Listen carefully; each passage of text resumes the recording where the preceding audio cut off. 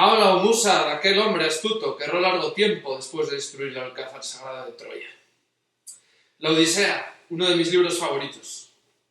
¿Cómo ha llegado el ingenio humano a escribir una cosa como esta?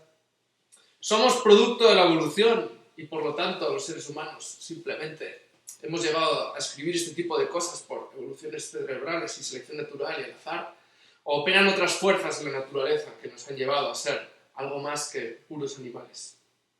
Bien, vamos a discutir el tema de la evolución desde un punto de vista filosófico. Ese es el tema de hoy de filosofía de la naturaleza. Pero la pregunta de fondo no va a ser tanto si hay o no hay evolución, sino más bien cuál es el mecanismo que rige esa evolución y ¿es posible hablar de una finalidad?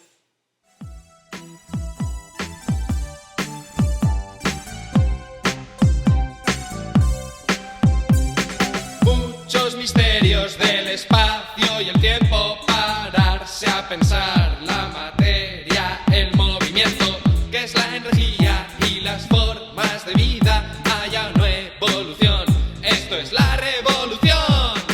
Usa la cabeza, filosofía de la naturaleza. Usa la cabeza, filosofía de la naturaleza. Durante muchos siglos la humanidad pensó que las especies ya estaban hechas y que no cambiaban. Cuando uno lee a Aristóteles, uno se da cuenta que para Aristóteles las especies están ahí y son siempre las que son, se perpetúan en el tiempo, en sus formas. Sin embargo, en el siglo XIX, una nueva idea va a dar la biología, y es la idea de que las especies evolucionan, las especies cambian. Y en concreto, la pregunta que surge es, ¿cómo surgen las especies? ¿Qué es lo que hace que las especies vayan cambiando? Bien, en realidad, antes de Darwin, ya esta idea estaba circulando en el ambiente. Y había un tipo llamado Lamarck, que era el que propuso la tesis adaptacionista. Es decir, las especies, piensa él, cambian porque al cambiar el entorno, al cambiar las circunstancias, se ven obligadas a ir transformándose. Y entonces, bien, diríamos, hay una especie de adaptación de las especies al medio gradual, paulatina. De algún modo, ¿por qué las jirafas tienen hojas? Pues porque ¿por qué las jirafas tienen el cuello alto? Pues porque debido a una serie de circunstancias han tenido que hacer esfuerzos por comer las hojas de los árboles y eso pues les ha hecho progresivamente ir alargando el cuello, etcétera, etcétera, etcétera.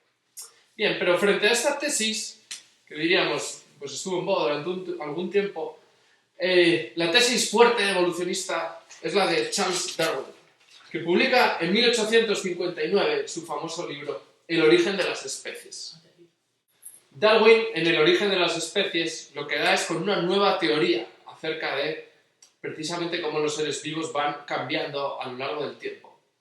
Él emprende un viaje en el famoso Beagle y entonces estudiando en las Islas Galápagos cómo es el pico de ciertas aves y cómo hay dentro de una misma especie, cómo hay diversidad a veces de subespecies, ¿no? y cómo algunos pájaros pues tienen un pico determinado, pero digamos, como dentro de un mismo tipo de pájaro pues hay subespecies, él se da cuenta que ha tenido que haber algo que haya provocado ese cambio, esos cambios morfológicos. Y entonces él piensa que los animales pues han tenido que evolucionar por lo que él llama un proceso de selección natural. En concreto, la teoría de la selección natural de Darwin se apoya en tres principios fundamentales. Uno es la superfecundidad de las especies, es decir, que las especies tienden a producir más individuos de los que van a sobrevivir, es decir, que hay una tendencia a incrementar exponencialmente la población. Sin embargo, diríamos, luego de hecho no sobreviven todos esos individuos, es decir, aunque haya esa tendencia, la mayoría muere, solo sobreviven los más aptos.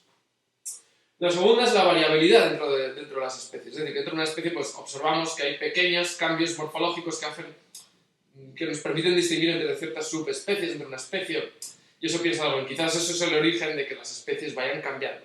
Esas pequeñas variaciones dependientes, ¿no? A veces del lugar geográfico, de cómo hayan ido cambiando las especies. Y el tercer principio en el que se basa la tesis de la selección natural de Darwin es la cuestión de la herencia. Es decir, que los caracteres de los más aptos, de los que han sobrevivido mejor, ¿no? a estos problemas a veces del entorno, pues se heredan y que por lo tanto los descendientes pues los mantiene. Y eso habría hecho que en situaciones de competitividad entre animales, las pequeñas variaciones favorables para la perpetuación de la especie son las que se transmiten a la herencia. De modo que las especies van heredando los caracteres más favorables para su propia supervivencia. Y los que no los poseen, los que no tienen esas variaciones, de alguna manera son eliminados. De modo que esto en el fondo es una guerra por la supervivencia y solo sobrevive el más apto. Esa es la conclusión de Darwin. Y eso habría hecho que las especies progresivamente hubieran ido variando y cambiando. Claro, la tesis de Darwin es sorprendente y la tesis de Darwin va a ser una revolución en el mundo biológico, porque por primera vez parece que se da con una teoría científica que explica la diversidad de las especies, algo que hasta entonces había sido como muy enigmático. Claro, nosotros observamos que las especies a veces se parecen, diríamos, hombre, entre un mono y un hombre hay parecidos, pero diríamos, pero ¿qué? ¿A qué se deben esas semejanzas y esas desemejanzas? Bueno, pues con Darwin de alguna manera hemos dado con la clave, ¿no? Tiene que haber un ancestro común anterior y debido a la selección natural, pues las especies han ido cambiando y han ido transformándose a lo largo del tiempo. Claro, esto también echaba un poco por tierra la idea de que las especies estaban hechas, ¿no? Es decir, que las especies están en continuo cambio. Sin embargo, la tesis de Darwin presentaba algunos problemas. Ya el darwinismo, en su formulación primera, se vio que tenía algunas dificultades, que resumiré brevemente. La primera es la ausencia de perfección esperable. Es decir, que si las cosas son tal como Darwin ha dicho y hay un proceso de selección natural, se supone que los organismos tendrían que estar todos como muy perfeccionados, ¿no? Es decir, todos tendrían que haber desarrollado unos caracteres muy definidos, ¿no? Porque si esto es un proceso de evolución, todos tendrían que estar muy evolucionados. Sin embargo, a veces nos encontramos con organismos que casi no han evolucionado, o han evolucionado muy poco. Bien, se suele decir en contrarréplica que quizás cuando un organismo ha logrado una forma de supervivencia que ya no necesita más evolución, pues no tiene tampoco necesidad de mayor selección natural, ¿no? Diríamos, sobrevivirían en ese caso los más aptos, y los más aptos son los que tienen una variación pues favorable, diríamos, más compleja, pero igual también los que tienen una variación sencilla, ¿no? Porque diríamos, igual no necesitan más para sobrevivir. La segunda dificultad que se suele decir es la ausencia de formas intermedias. Esto es un problema, diríamos, quizás un poco grave. Y es que, claro, si las cosas son tal como Darwin dice, se supone que tendría que haber animales o especies intermedias. Es decir, que entre un reptil y un mamífero tendría que haber algún tipo de especie intermedia. O bien que se hubiera conservado o que hubiera registro en los fósiles. Sin embargo, prácticamente no hay registro fósil de esas formas intermedias. De hecho, el caso más paradigmático, el Archaeopteryx, si no me fallan de las sílabas, ¿no? Que es una especie medio lagarto, medio ave, está en duda de que realmente sea un fósil verdadero o si es más bien una falsificación. Y diríamos, y exceptuando unos pocos casos así que hay dudas, no hay fósiles de formas intermedias. La tercera dificultad es el enigma de los órganos complejos. Darwin ya era consciente de esta dificultad. Y es que él dice, bueno, un órgano complejo como puede ser el ojo, digamos, claro, ¿cómo ha podido surgir por evolución? Cuando realmente para que funcione un ojo hacen falta un montón de procesos, un montón de mecanismos sin los cuales, digamos, el ojo no puede. Entonces, hombre, ahí Darwin dice, hombre, que sea muy difícil de explicar no significa que es imposible. De hecho, diríamos, habría alguna posibilidad. De hecho, hombre, hay animales que no han desarrollado todavía un ojo, pero han desarrollado cosas igual anteriores, una serie de bastones, ¿no? Les permitirían tener cierta recepción de la luz, aunque no sea exactamente ver, y quizás eso por evolución paulatina hubiera evolucionado. Luego vamos a ver que esto en realidad es muy complejo, ¿no? Explicarlo así. Y por último, la propia cuestión de la competencia no está nada clara a veces. Tal como, pues claro, uno de los principios de Darwin es que las especies compiten por la supervivencia. Cuando se estudia con un poco de detenimiento, a veces las especies no compiten, sino que más bien tienden a invadir territorios precisamente donde no existe la competencia. Entonces, en un sitio donde, no sé, puede haber animales que podrían competir por el mismo alimento, más bien los animales tienden a decir, bueno, pues una especie se dedica pues igual a comer hierba y otra se dedica a cazar gusanos, ¿no? Y así pues evitan la competencia. Bien, bueno, estas son algunas de las dificultades que se expusieron a la teoría darwinista inicial, pero diríamos, luego esta teoría de Darwin, esta teoría evolucionista, fue reformulada paulatinamente. En primer lugar, conforme se fueron haciendo descubrimientos en biología, y luego hay un momento muy importante y es con el avance de la genética, ¿no? Cuando se descubren los genes y las mutaciones. Y eso dio lugar a lo largo del siglo XX a la llamada posición neodarwinista, el neodarwinismo, que es también llamada la teoría sintética de la evolución. Se llama teoría sintética de la evolución porque de alguna manera sintetiza los descubrimientos en biología, bioquímica y la genética con la teoría evolucionista para dar lugar a una nueva teoría. Según esta nueva teoría sintética de la evolución, diríamos, los organismos evolucionan, cambian su forma por mutaciones genéticas, es decir, son los genes los que, de alguna manera, cuando se está codificando, de vez en cuando pues, se producen errores, y de vez en cuando, pues en esos errores se produce algún tipo de ventaja adaptativa. Y cuando eso sucede, pues resulta que la especie, o al menos esos individuos que la tienen, esa ventaja adaptativa, pues son más aptos, no solo para sobrevivir, sino también para reproducirse. Y por lo tanto, la especie avanzará adquiriendo esa nueva ventaja, ¿no? debido a la mutación. Por eso diríamos que aquí los principios pues son dos fundamentalmente. Una es la variabilidad del genoma, ¿no? Es decir, nuestros genes pues, se producen mutaciones, cosa que es verdad. Y la segunda característica es que sobrevive, allí donde Darwin decía que sobrevivía el más apto, pues ellos van a decir, bueno, el más apto en realidad es el que tiene mayor capacidad de reproducción. No simplemente para sobrevivir, sino realmente para poder reproducirse. ¿Quién tiene más boletos para poder transmitir sus caracteres a una descendencia? El que tiene más capacidad de reproducción, ¿no? Lógicamente. Bien, esta es la teoría sintética de la evolución, que sin embargo pues tiene también una serie de problemas. Y el primero de ellos es un problema más bien de tipo matemático, se llama la controversia matemático-estadística. Y es que, claro, para que se produzca una mutación favorable, pues hacen falta un montón de casos, ¿no? Diríamos, normalmente lo normal es que una mutación no sea favorable. Es muy raro que sea favorable. Más aún cuando ya nos encontramos en el caso de organismos. En un organismo, si falla una pieza, diríamos, es que se hunde el sistema. Por lo tanto, para que haya una mutación favorable, pues realmente es una cosa muy difícil. Claro, para que las especies se desarrollen acumulando mutaciones favorables, pues eso nos pone ante un problema de decir, oye, esto realmente es posible. Desde un cálculo de probabilidades, desde un cálculo matemático estadístico es posible. Y realmente cuando se hacen los cálculos se ve que es bastante difícil. Sobre todo que se haya producido un mundo como el que vivimos con tantas especies y tan específicas, ¿no? Por acumulación de pequeñas mutaciones, pues realmente se suele decir es que no da tiempo. Bueno, el universo no ha vivido tantos años, el mundo no ha vivido tantos años como para que dé tiempo para que se haya producido esa evolución de acuerdo únicamente a una selección natural por mutación genética. Bien, de todos modos esto también ha sido muy discutido, porque hay quien dice, hombre, igual una mutación favorable pues es difícil, pero claro, una vez que se ha adquirido, pues ya como que se mantiene, y es esperar, ya solo se trata de esperar a que haya una segunda mutación favorable, y poco a poco, pues igual, sí, ¿no? Entonces hay quien discute un poco los números, pero realmente cuando se ven estos números, uno dice, realmente es difícil.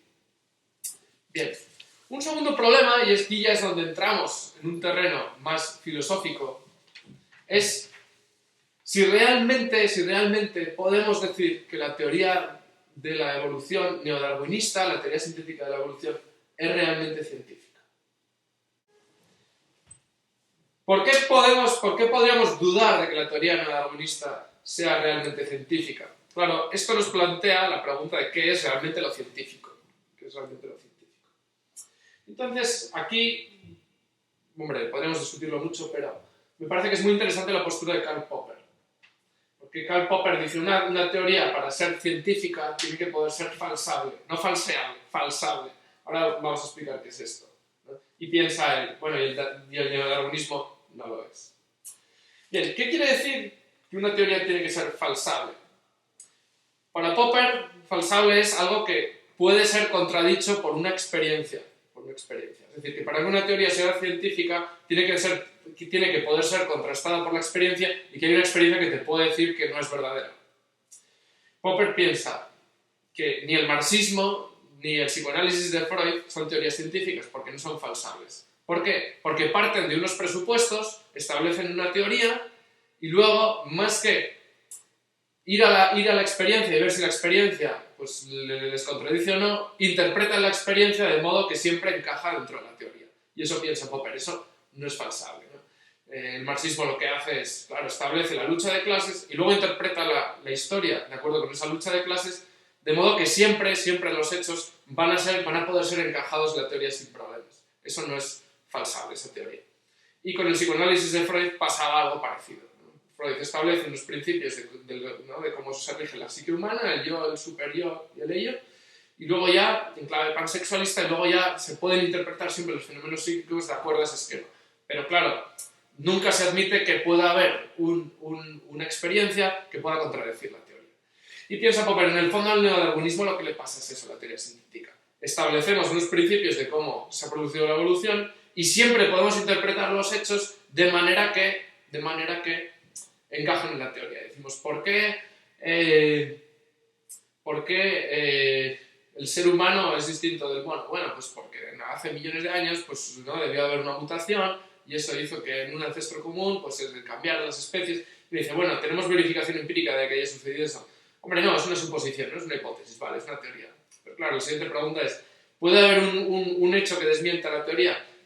Pues en principio no, porque yo siempre puedo volver a reinterpretar los hechos de manera que entren dentro de la teoría. Claro, en ese sentido, digamos, no es una teoría falsable. Bien, en este sentido diríamos, claro, la teoría sintética de la evolución siempre admite ejemplos y contraejemplos. Y muchas veces, depende de cómo interpretemos esos ejemplos, pues podríamos ser perfectamente neodarwinistas o perfectamente contra neodarwinistas. Uno es el de la mariposa Biston betularia. La Biston betularia se suele decir que era ya la prueba definitiva que le faltaba a Darwin. Y es que lo que sucedió en Manchester es que, ya no recuerdo bien si era a finales del siglo XIX o principios del XX, hubo un tipo de mariposa, ¿no?, llamada Biston betularia, que en algunos casos, o que de repente se encontraron algunos casos que había cambiado su color y se había vuelto negra. Y en poco tiempo se vio cómo esa subespecie o ese tipo de Biston betularia sobrevivía mucho mejor y de hecho acabó sustituyendo a la Biston betularia antigua. Entonces, claro, parecía que era como la prueba definitiva de Darwin. Claro, al principio se supuso que sobrevivía mejor porque, claro, como se apoyaba en los troncos negros de los árboles y era negro, pues claro, iba a tener menos depredadores. Claro, luego lo que se descubrió es que en realidad sí, sobrevivía mejor, pero no era por ese cambio de color, sino porque debido a ese cambio de color, pues al poner los huevos, diríamos, había una ventaja adaptativa, pero que era distinta a la que primeramente se había supuesto. Entonces, realmente uno dice, bien, el cambio de color fue una ventaja favorable, sí, pero no igual en la línea que se pensaba inicialmente. En este sentido, diríamos, no es solo el cambio de color, es también como ese cambio de color influye en una adaptación al medio y otra serie de factores que a veces no son solo la mutación genética. Bien, el otro caso quizás más paradigmático es el de la jirafa. La jirafa se suele decir, ¿por qué tiene el cuello alto? Pues porque en algún momento dado hubo una mutación genética, ¿no?, que hubo jirafas que empezaron a desarrollar el cuello alto y como era una ventaja adaptativa porque podían comer las hojas de los árboles, pues eso hizo que sobrevivieran.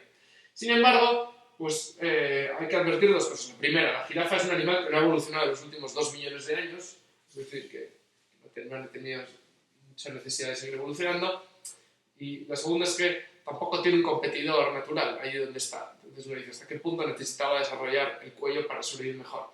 No se sabe. Es más, las jirafas pequeñas, diríamos, llegan a las hojas bajas de los árboles y diríamos que las hojas bajas se siguen comiendo, entonces los comen los pequeños. En ese sentido diríamos, no necesariamente de tener el cuello alto es una ventaja adaptativa clara. En este sentido diríamos, bueno, claro, yo si me pongo en el prisma neodarwinista siempre lo puedo explicar, tanto la Biston betularia como las jirafas, de acuerdo a ese paradigma de la selección natural y las mutaciones. Pero diríamos, pero bueno, realmente es una hipótesis que tampoco tiene por qué ser así y caben otro tipo de explicaciones y diríamos, ¿y por qué nos vamos a decantar por una o por otra? O sea, ¿qué es lo que hace que una sea más científica que la otra? Bien, no está del todo claro. En cualquier caso diríamos, hay evolución entre las especies. ¿O ha habido evolución? Diríamos, sí ha habido evolución. O al menos parece que sí.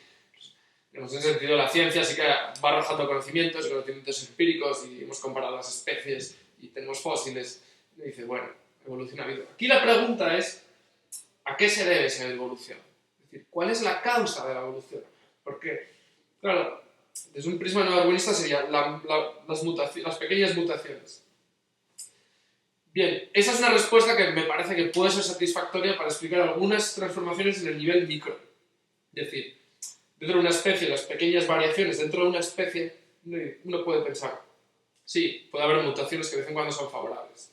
De hecho, a veces está estudiado, ¿no?, que existen mutaciones que nos hacen o que han hecho que algún pez, ¿no?, que vive en la Antártida, pues sea resistente al frío, pues porque ha desarrollado una proteína y que permite que no se congele la sangre. Vale, estupendo. Evidentemente, posiblemente ha habido una evolución. Pero claro, cuando uno se pone a examinar la evolución a nivel macro, es decir, cómo una especie se transforma en otra completamente distinta, bastante distinta, la pregunta es, ¿eso puede ser únicamente debido a pequeñas mutaciones y a la selección natural? Pues realmente es muy difícil explicar esto. Es muy difícil explicar esto porque, diríamos, claro, ¿cómo se puede dar el salto de una especie a otra, diríamos, si al menos no tenemos el registro fósil de esas especies intermedias, ¿no? Es decir, y realmente para que se dé una mutación favorable, pues es muy difícil. En este sentido, frente al neodarwinismo, pues ha habido una teoría muy combativa, que es la llamada la teoría del diseño inteligente, ¿no? Intelligent Design. Pongo interrogante. Igual que podría haber puesto el interrogante en el neodarwinismo, diríamos, el diseño inteligente es científico, ¿no? ¿Y cuál es su alcance? Bien, Michael Behe es un tipo muy interesante que en 1996 publica un libro que se llama Darwin's Black Box, la caja negra de Darwin. Y entonces, él en ese libro toma una idea de Darwin. Darwin decía, el ojo es un órgano complejo, muy difícil de explicar por pequeñas acumulaciones, aunque a lo mejor se podría. Entonces toma esa afirmación de Darwin y dice, bueno, realmente aquí lo difícil de explicar no es el ojo. Lo difícil aquí de explicar es la célula y lo que sucede a nivel molecular. Porque las células son sistemas, lo que él dice, irreduciblemente complejas. Y es muy difícil explicar cómo ha podido surgir una célula y cómo puede funcionar una célula únicamente por pequeñas modificaciones dentro de los genes. Claro, ¿qué es un sistema irreduciblemente complejo? Pues es un sistema en el cual hay varias partes implicadas y, diríamos, y para que funcione el sistema es necesario que todas las partes se den a la vez. Él piensa, ya en una simple trampa para ratones, es un sistema irreduciblemente complejo. Pues porque necesito una caja, necesito un queso, una cuerda que vaya atada a una compuerta, de modo que, claro, son varias piezas y si falla una, diríamos, no, el sistema no, necesito todas que se den a la vez. Claro, la pregunta es cómo una maquinaria viva como la célula puede constituirse únicamente por pequeñas variaciones, cuando es necesario, pues están implicados una cantidad de procesos que realmente, diríamos, no puede ser por pequeñas acumulaciones, que o la célula se ha dado a la vez, o al menos algún tipo de célula sencilla se ha dado toda a la vez, ¿no?, con todos los procesos, pero realmente la célula no podría sobrevivir. Y diríamos, eso le parece que es la prueba evidente de decir, no se ha podido desarrollar una célula por pura mutación genética. Si eso es así a nivel celular, significa que la evolución de las formas de vida no se debe únicamente a mutaciones genéticas. Quizás las mutaciones genéticas juegan un factor clave, pero para que se den al menos organismos complejos hace falta algo más. ¿El qué? Él piensa, bueno, pues si no puede surgir un organismo por selección natural, su conclusión, y es aquí donde quizás es demasiado arriesgado, es que ha tenido que haber un diseñador inteligente.